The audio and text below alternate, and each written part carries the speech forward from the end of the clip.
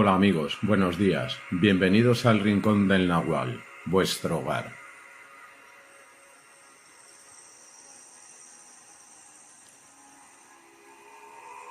El título de este ensayo propone considerar la supuesta ley karmática como un juego que debemos jugar, y que no es más que eso, porque, sostiene, ciertamente, hay maneras de trascenderlo y superarlo, en la medida en que se desarrolle cierta conciencia. Señala además que aparte de ser un juego que se nos impone, no consiste en lo que generalmente se divulga, sino en un mecanismo de tipo efecto dominó.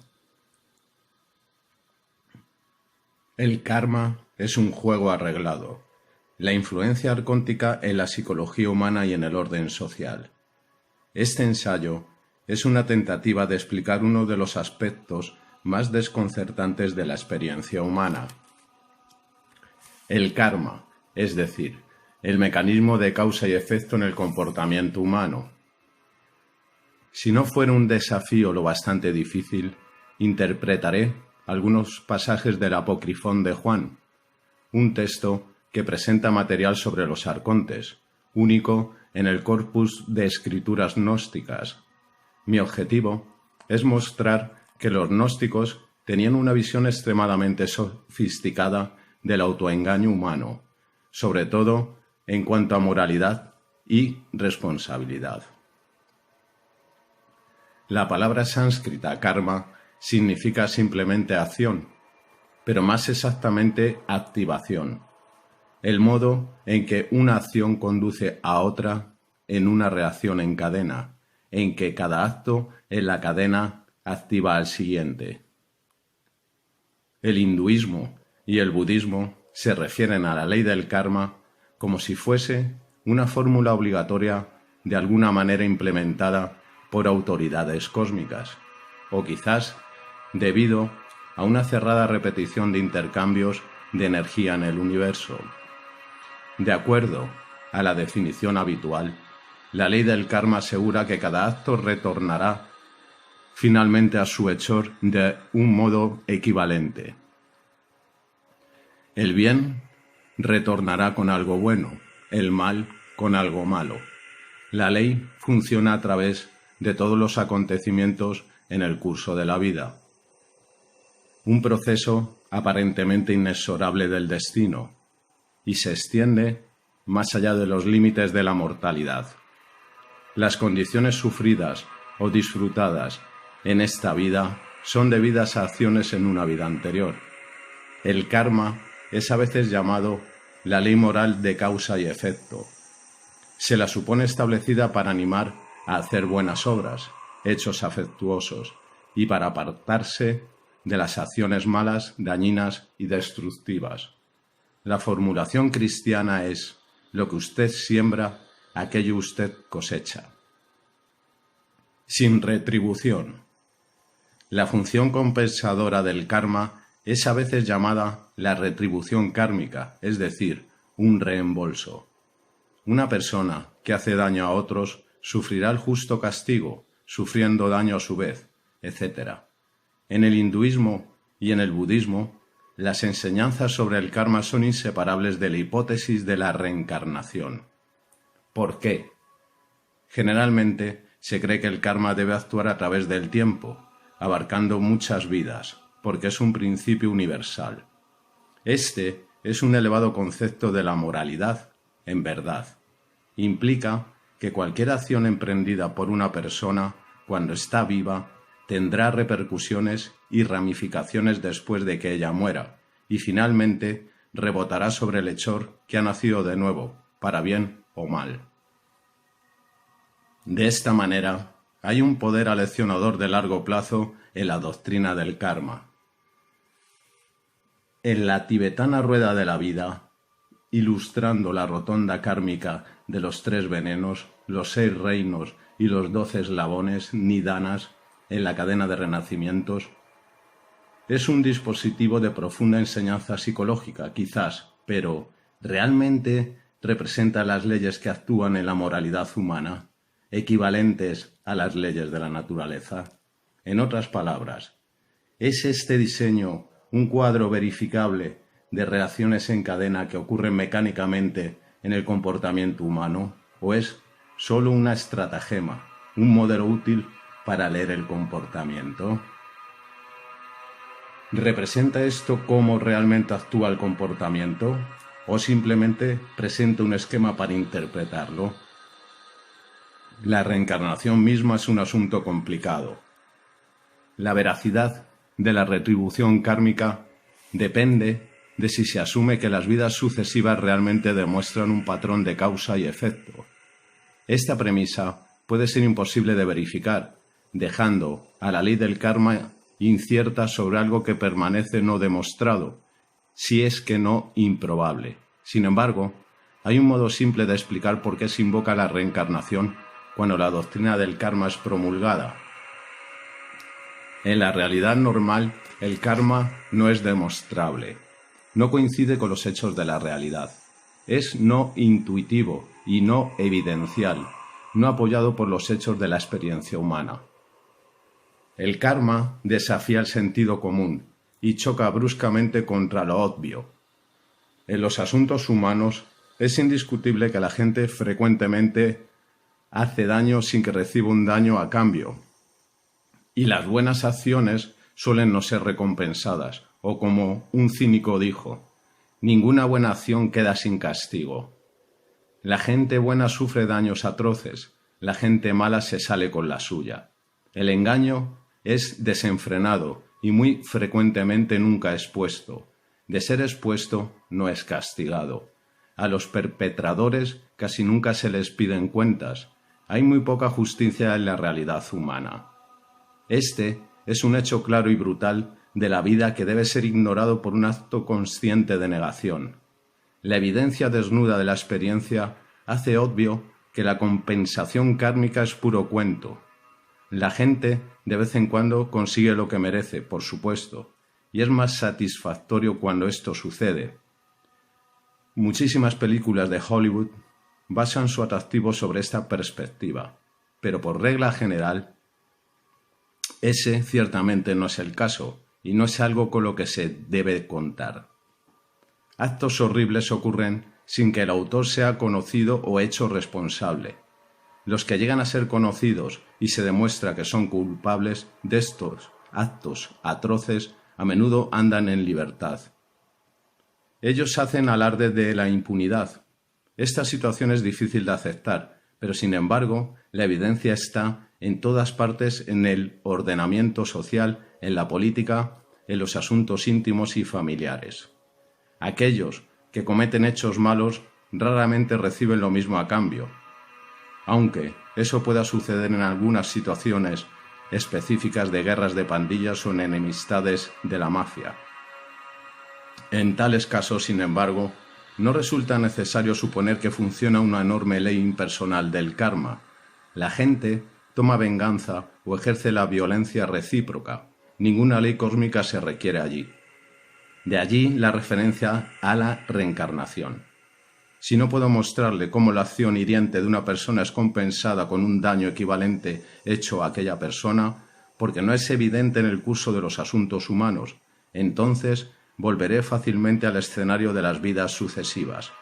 El tal por cual no recibe su merecido en esta vida, bien, pero lo recibirá después, puede estar seguro de ello. La reencarnación, que no puede ser demostrada, es invocada para apuntalar una premisa que es rotundamente refutada por los hechos de la vida.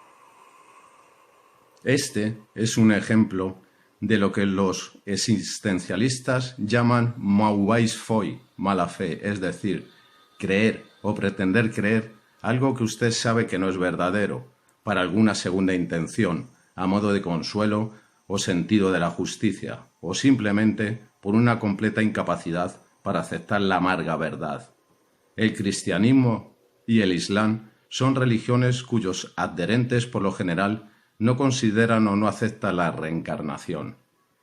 Pero la noción de la retribución kármica es inherente a estos sistemas de creencias.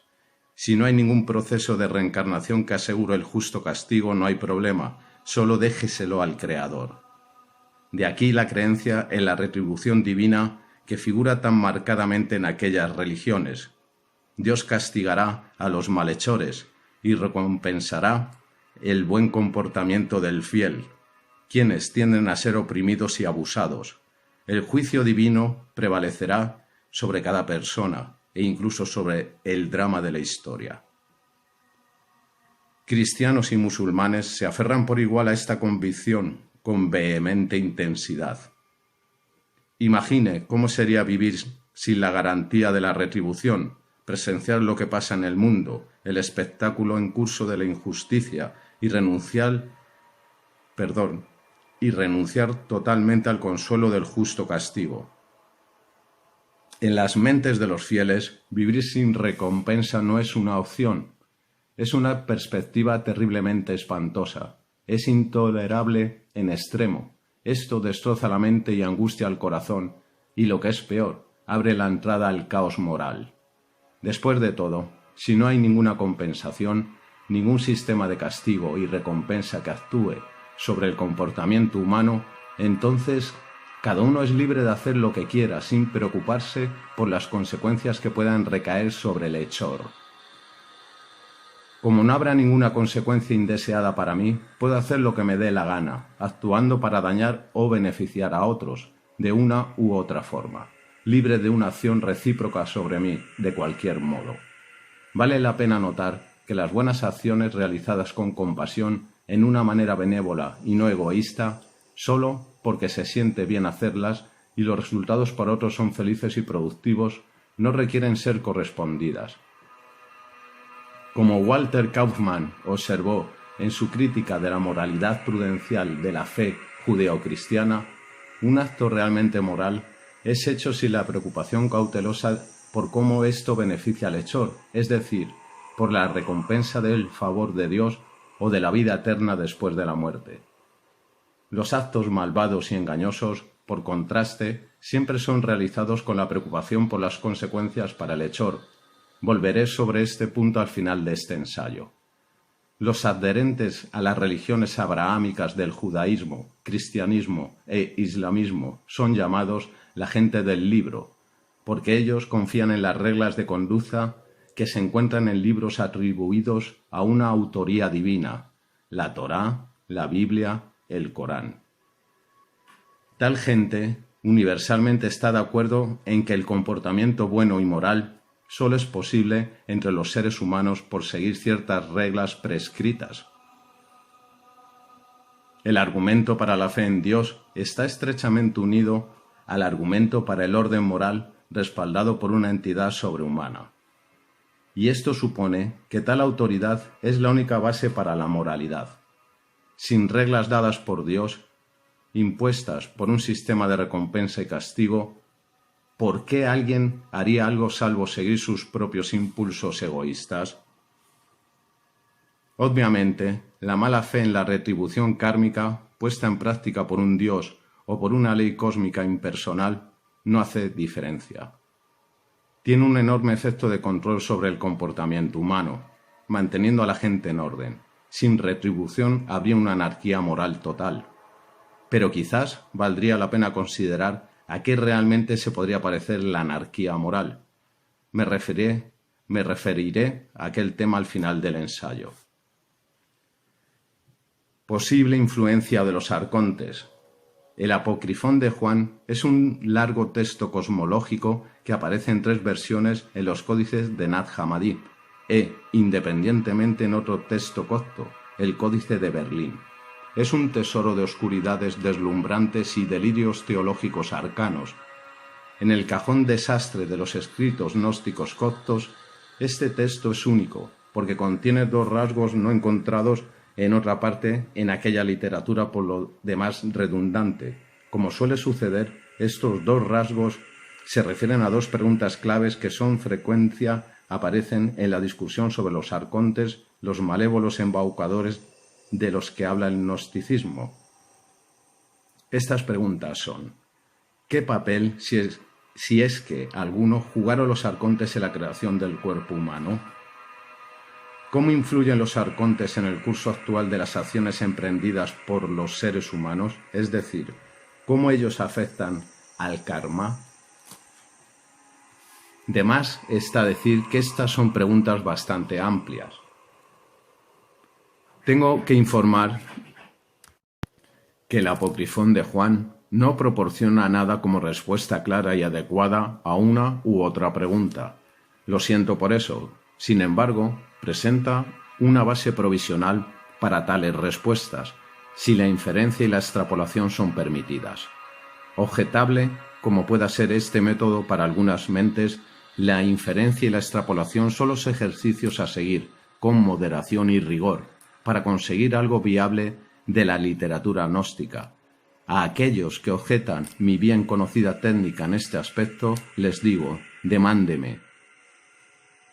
A aquellos que siguen mi tendencia, debo advertir que las respuestas que pueden ser desarrolladas a partir de este material no son simples. Por otra parte, aunque las explicaciones requeridas para ambas respuestas sean complicadas, el resultado de estas explicaciones puede ser sorprendentemente simple. En este ensayo solo me remitiré a la segunda pregunta. Al exponer el origen, los motivos y métodos de los parásitos de la mente que son los arcontes, las escrituras gnósticas nos confrontan con la intimidante cuestión de su influencia sobre la humanidad. Esta influencia puede ser caracterizada por tener varios vectores.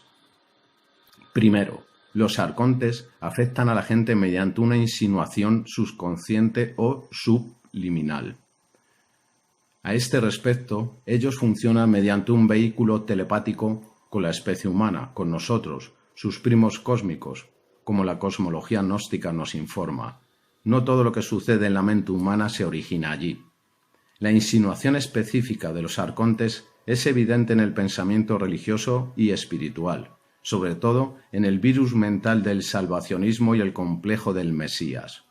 Los gnósticos advirtieron explícitamente que los arcontes infectan al pensamiento humano con falsas ideas religiosas, incluyendo la creencia en una mente maestra masculina o autoridad paternal, el Dios Padre de fuera del planeta. La exposición gnóstica de la influencia arcóntica es una doble contrariedad. El jefe supremo de la colmena de los arcontes, el demiurgo, es la misma entidad que sería reconocido como el único y supremo y Dios creador, si es que la ilusión religiosa insinuada por los arcontes hace su efecto. El demiurgo mismo está terriblemente engañado, creyendo que él es la única deidad cósmica responsable del cielo y la tierra, y el iniciador de la creación de la raza humana. El Dios de la fe abrahámica existe, por cierto, pero él es un demente depredador alienígena inclinado a engañar y a esclavizar a la humanidad. Tal es la extraña advertencia de los videntes gnósticos en los misterios. Pero, ¿cómo realmente los arcontes afectan a la especie humana, aparte de las ilusiones infames que ellos pueden engendrar en nuestras mentes? Mediante otro vector de influencia. Ellos usan la falsificación y la simulación para desviar nuestra atención de la realidad del potencial humano. Los talentos de nuestra especie, como el pensamiento racional y la imaginación, para distraernos de la presencia de la naturaleza y del poder sobrenatural que está dentro de la naturaleza. Y al Dabaot, el nombre gnóstico para Yahvé, es llamado el espíritu de la falsificación. La palabra copta para simulación, hal, denota la firma de los arcontes, quienes pueden imitar pero no crear. Ellos son una especie mímica. Ellos imitan nuestras facultades para sustituir su mentalidad por la nuestra propia, y por lo tanto viviendo sustitutamente, vicariamente por medio de nosotros. Como dijo Castañeda, ellos funcionan como una instalación foránea en nuestras propias mentes. Tanto en términos psicológicos como parapsicológicos, el perfil de los gnósticos que hacen de los arcontes es realmente sofisticado y merece una consideración cuidadosa y respetuosa. Es sin duda el paradigma descriptivo más lúcido del control mental subliminal producido por la mente humana. Descártelo bajo su propio riesgo. Adulterio cósmico. Toda esta materia diagnóstica es instructiva, pero nosotros realmente queremos saber cómo los arcontes pueden, en efecto, deformar y desviar el comportamiento humano, si es que ellos lo pueden hacer de alguna manera, y, yendo más allá, llevar a cabo su insinuación subconsciente. El Apocrifón de Juan tiene alguna sorprendente y desconcertante información sobre este asunto. Me concentraré en un pasaje clave. La Biblioteca Gnóstica Copta, en 5 volúmenes, presenta las 4 versiones de este texto en columnas repartidas en páginas enfrentadas.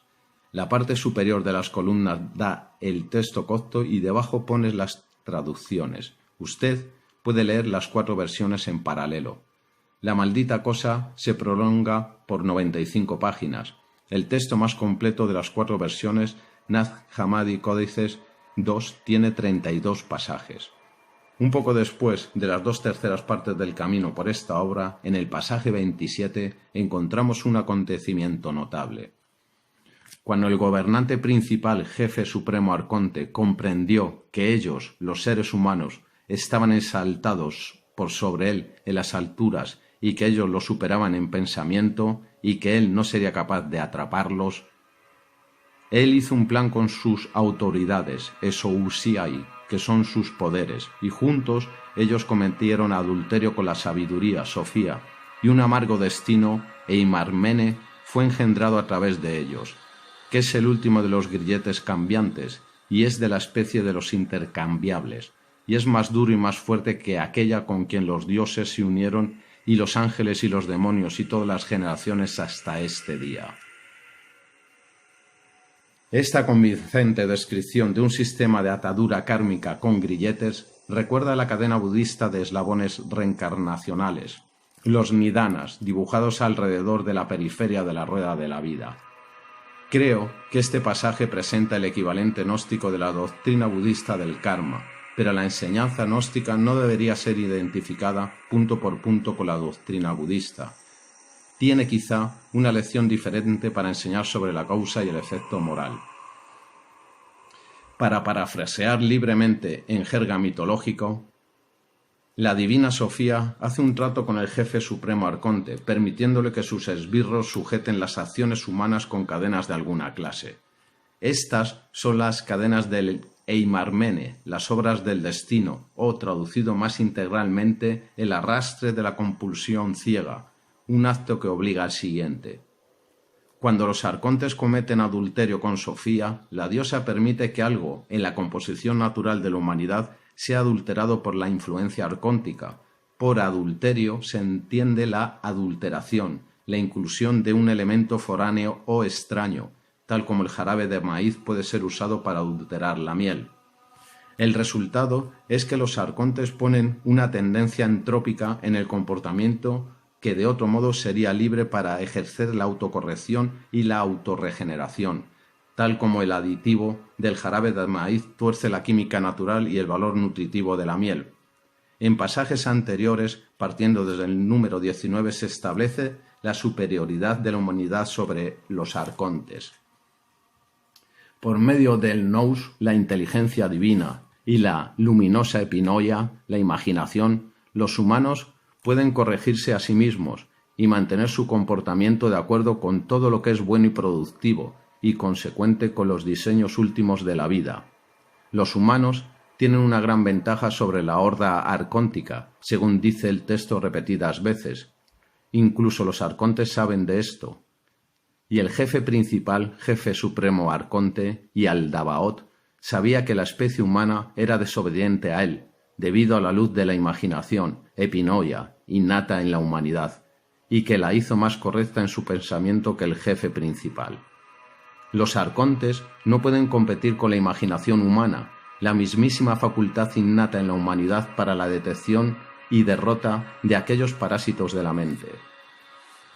Pero el texto dice que el jefe supremo de los arcontes ordena un cierto poder. Él indujo un trance sobre Adán, pero no como el trance inducido a Moisés, un estupor de sueño, sino que más bien fue sobre su percepción, aistesis, significando que los arcontes pueden realmente nublar y sesgar nuestra percepción, lo que ellos hacen principalmente por medio de Hall, la simulación. Pero hay que añadir que nosotros llevamos a cabo las simulaciones, los actos del modelado y la imitación, mediante los cuales ellos nublan nuestra percepción.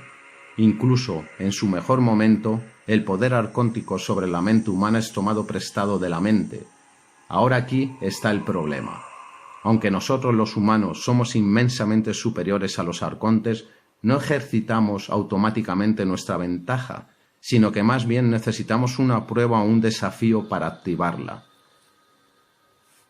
Tal como otros animales en la naturaleza necesitan una señal del medio ambiente para desencadenar sus programas instintivos, los castores responden a las señales estacionales construyendo represas, por ejemplo. Así los humanos se benefician de la activación de su atributo único, la luminosa epinoia, el poder de la imaginación. De esa manera, Sofía, que proporcionó estas capacidades superiores en la raza humana en primer lugar, da a los arcontes una ligera ventaja en su juego contra la humanidad, permitiéndoles dar las señales desencadenantes.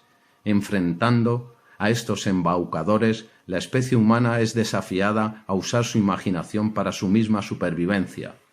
Los arcontes son tanto agentes como expresiones del poder del engaño en la mente humana, y no sólo de un modo general. Con nosotros ellos coefectúan la capacidad de autoengaño de la especie humana entera. Comprender que no estamos solos en el engaño a nosotros mismos, sino siempre involucrados en una orquestación cósmica, un juego amañado, es la gran verdad para la liberación de la especie humana de todas las formas de engaño, manipulación y esclavitud. Compulsión ciega. Bastante claro quizás, pero ¿cómo la arcóntica señal desencadenante adultera el potencial humano?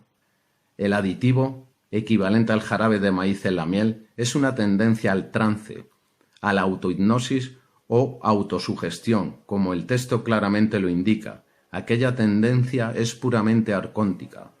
En efecto, Sofía permite que los arcontes induzcan un factor de trance en las mentes humanas, como si usted interrumpiera el mecanismo del oído interno para tener a alguien ligeramente mareado y desequilibrado. Lo que es puesto en desventaja es la percepción, debido a la turbiedad de la sugestión. Simplemente sugiera que algo se ha visto de un cierto modo y la gente tenderá a verlo de esa manera. De aquí proviene la magia de la publicidad. De aquí el impacto de las operaciones psicológicas de inteligencia que utilizan tecnología de simulación. Sofía lo hace así, de modo que al descubrir el engaño de la autosugestión, podemos detener la ilusión en su raíz y elevarnos a nuestro verdadero potencial, usando la imaginación para mezclarnos en la realidad sublime de los designios terrestres más bien que la fantasía y en la evasión. Bien, hasta ahora estamos a mitad de camino para la exégesis completa del pasaje sobre el Eimarmene. El Apocrifón de Juan sugiere que la tendencia ilusoria no ha sido simplemente dejada para funcionar como una disposición mental, sino que real y funcionalmente está instalada en el mecanismo del comportamiento humano, corporalmente activo. La compulsión ciega del destino se debe a la manera en que la conducta se repite, al imprimirse a sí misma en el organismo humano, al estilo de la programación neurolingüística.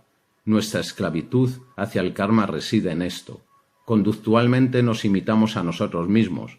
Ahora bien, comprendo que la mezcla del lenguaje mitológico con el análisis psicológico no funcionaría bien con algunas personas, pero simplemente no hay ningún otro modo de enmarcar el diagnóstico aquí. La metáfora mitológica, por ejemplo, Sofía hace un trato con los arcontes, permitiéndoles atar el comportamiento humano funcionalmente en modelos de compulsión ciega. Describe la realidad psicológica vivida físicamente. La actividad compulsiva marca al organismo humano para reproducirse, asimismo en patrones que siempre se repiten, cadenas intercambiables, pero es luego implementada mediante acciones diferentes, de solo una vez, cadenas cambiantes. Por ejemplo, el ebrio que golpea a la esposa, que es la posibilitadora de su adicción, repite un patrón compulsivo de abuso, y ella repite su participación en aquel modelo, pero cada vez que aquello sucede, ellos son dos personas que realizan acciones distintas en aquel momento en el tiempo, Cada vez que él la golpea en la cara es un caso único de abuso físico, aunque su acto exhiba un patrón repetitivo de abuso. El poder corpóreo de la compulsión de la repetición ata a la especie humana a un destino, más duro y más fuerte que aquella con quien los dioses se unieron y los ángeles y los demonios y todas las generaciones hasta este día. Sofía realmente asume un riesgo con nosotros al permitir al karma funcionar corpóreamente y no simplemente como un proceso mental.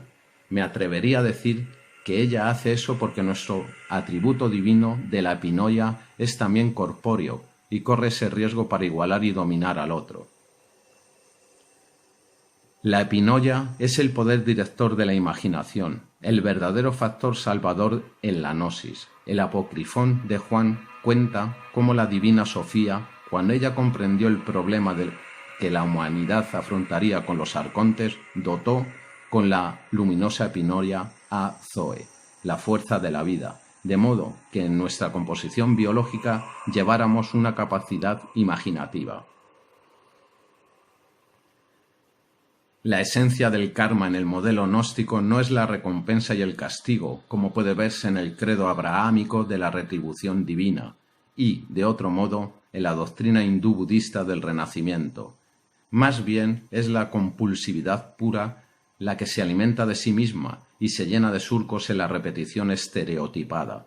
El trato con los arcontes liga cada acto humano a un arrastre corporal, de modo que en un acto hecho automáticamente tiende a producir un acto similar o uno opuesto y compensador por la misma persona. La idea clave aquí es el hecho de ser arrastrado por una fuerza, entrainment, que es lo que significa eimarmene. La cadena de la esclavitud kármica no hace que una buena acción genere otra buena acción, ni tampoco hace que una mala acción genere otra mala acción, cualitativamente hablando.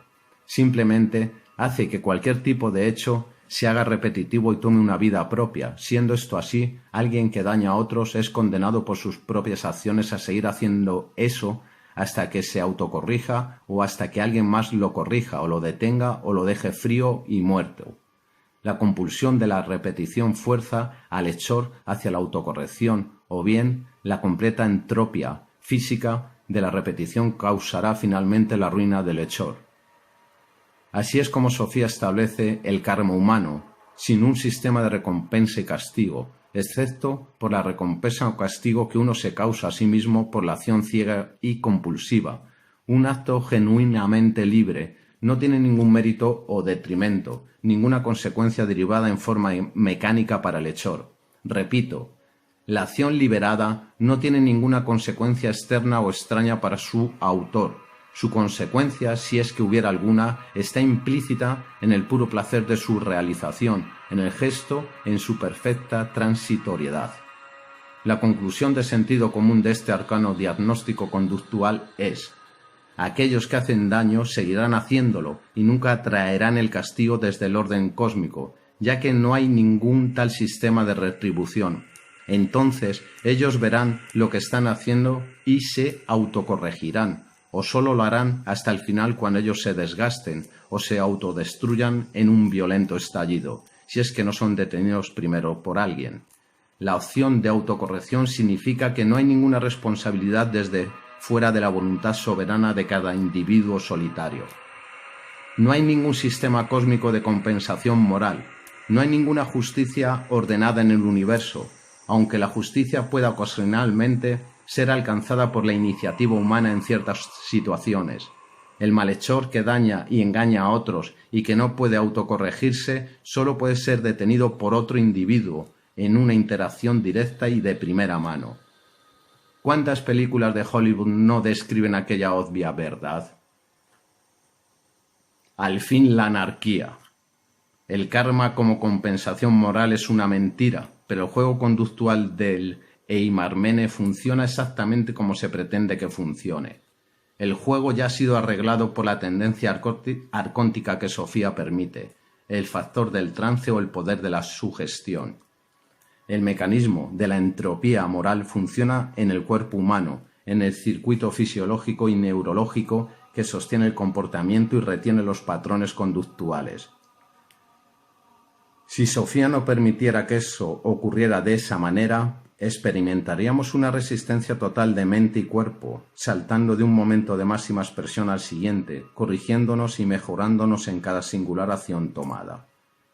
Pero nunca nos engañaríamos a nosotros mismos, ni llegaríamos a ser mucho más sabios por el hecho de comprender la acción.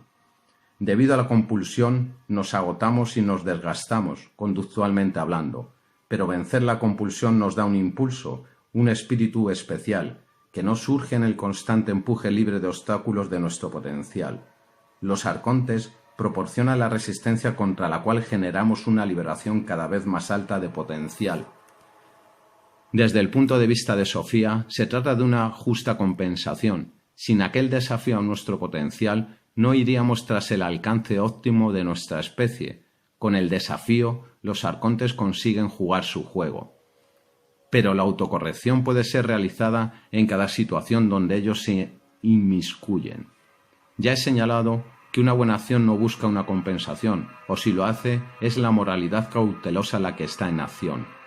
Kaufmann, en The Fight of the Heretic, sostiene que la moralidad judía-cristiana no conoce el valor de una acción hecha por su propio bien, sin la expectativa de la recompensa o del castigo. La ética del Antiguo Testamento es una ética de prudencia y recompensas, como si el punto fuera que ser bueno rinde beneficios. No rinde beneficios ser bueno, ese es un hecho brutal, podría pero no necesariamente. En la expresión de la bondad innata no se busca ninguna rentabilidad o no se necesita. Vale la pena notar que hay a menudo más vigor involucrado en hacer daño que en hacer el bien. La gente malévola y maliciosa puede ser poseída por determinaciones realmente demoníacas. Los mejores carecen de toda convicción, mientras los peores están llenos de una intensidad apasionada. ¿Por qué? Porque para persistir en hacer daño, usted tiene que trabajar enérgicamente contra el orden natural de las cosas y contra la disposición benigna del animal humano. Pero la entropía arcóntica que le da el carácter a la compulsión ciega aumenta cuando usted se resiste a ella. Para vencer aquella tendencia entrópica, usted tiene que requerir continuamente exagerar su sistema y encauzar sus fuerzas. Por otra parte, es natural actuar con bondad y fluir con el universo, cooperando con la belleza y la elegante funcionalidad de la vida. Uno nunca se cansa de hacer el bien, y entonces uno no tiene que hacer un superesfuerzo para persistir en aquel comportamiento, al cual estamos naturalmente predispuestos, como la ética pagana afirma. Pero los criminales pueden prosperar en la amplificación de la fuerza vital requerida para persistir en el comportamiento abusivo y controlador. Esta es otra amarga verdad de la manera en que las cosas son en la condición humana. No hay ningún karma como nos ha sido enseñado. Nadie tiene la autoridad para hacerlo responsable de lo que usted hace, ni siquiera Dios, ni siquiera Sofía, el animal madre planetario. Solo usted puede hacer eso por sí mismo. La palabra anarquía está compuesta por la raíz arge, que también se encuentra en arconte. La anarquía es la condición de negación de lo arcóntico. La anarquía está contra toda la autoridad salvo la que reside en la voluntad soberana de una persona individual. No existe tal cosa como el karma, considerado como un sistema de recompensa y castigo. Esa es una completa patraña de hombres viejos para intimidar a los niños. Usted es libre de hacer lo que le plazca en la vida y de tratar a la gente como desee, sin ninguna regulación moral prescrita de ninguna clase. Haz lo que quieras, como Crowley notablemente aconsejó. Aquel adagio es solo un poco menos de la mitad de una verdad esencial, y una verdad a medias más peligrosa. En efecto, la otra mitad es que cualquier cosa que usted haga sucede según un patrón de compulsión ciega, a menos que usted vea dicha estructura y la venza. Solo entonces usted es realmente libre de hacer lo que desee, pero no estando todavía libre de la compulsión, usted no puede comprender qué es realmente ser libre.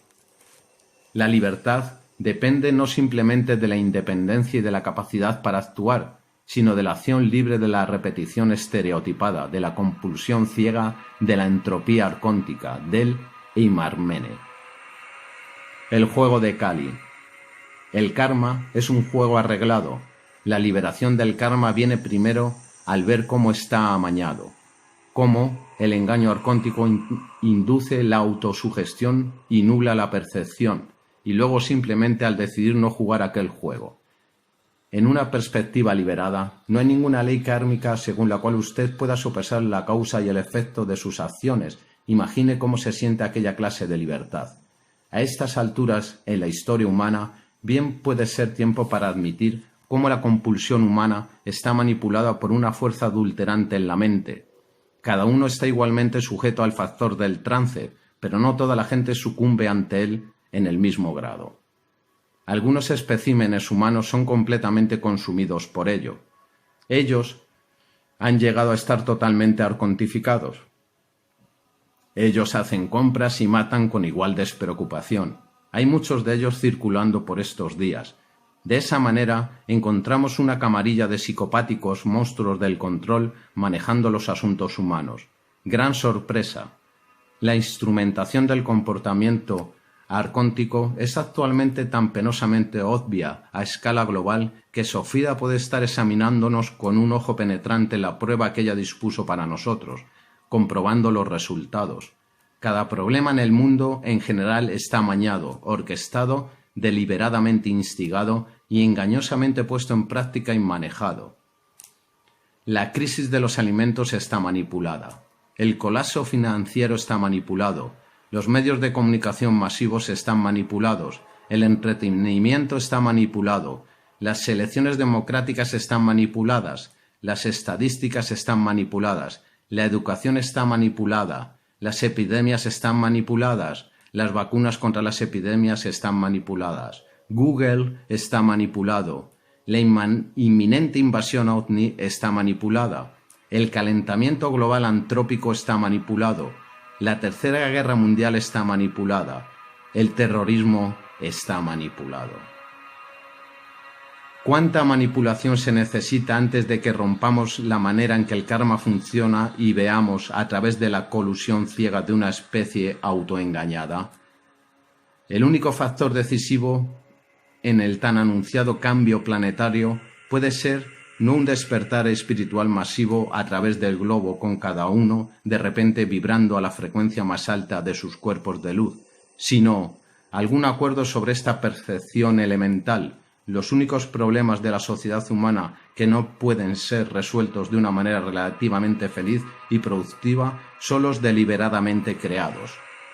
Si no fuera por aquellos problemas, podríamos estar resolviendo las cosas completamente bien, pero usted no puede ganar un juego que está arreglado para que usted lo pierda. Pero hay buenas noticias también. En este penosísimo diagnóstico que llega ahora a su fin, ver cómo el juego del karma está arreglado trae liberación en términos de Kali, es decir, de acuerdo a la metáfora del juego, que soluciona todas las formas de comportamiento humano en el Kali Yuga. Traducción: en el Kali Yuga cualquier situación puede ser dominada poniéndola en la metáfora del juego. Se podría decir que Sofía hizo un trato con los arcontes, pero es Kali quien lleva a cabo el trato. Ella supervisa el involucramiento humano con los poderes demoníacos del engaño y la manipulación. Ella es llamada Durga, invencible, porque ningún impulso arcóntico o demoníaco en el universo puede derrotarla.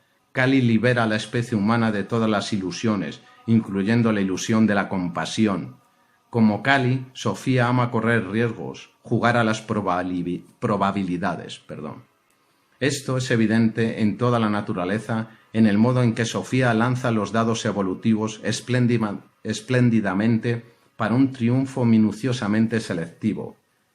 La madre animal planetaria es en efecto teleológica, orientada hacia objetivos, pero ella juega salvajemente con la posibilidad y la novedad para conservar los márgenes de su mundo abiertos y fluidos. Ella ama atravesar los obstáculos como un niño autista que conjuga las raíces cuadradas hasta 50 puntos decimales.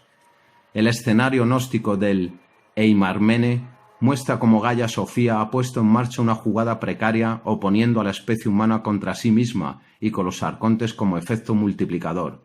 Kali supervisa el juego para un objetivo particular, porque la admisión al juego de Kali se convierte en una opción a salir del juego amañado. Usted no gana ese juego arcóntico, usted solo lo abandona. No hay ningún karma que dominar o vencer. El acto realizado por su propia belleza y placer es ya una iniciación a Kali. Este canal te sugiere que no creas nada, ni siquiera este canal para no creer, sino para cuestionar, explorar, dudar y descubrir por ti mismo cuál es la verdad. Desde aquí os invito a la reflexión y a que expreséis vuestros comentarios y opiniones. Soy Nahual y os deseo un buen día a todos, amigos.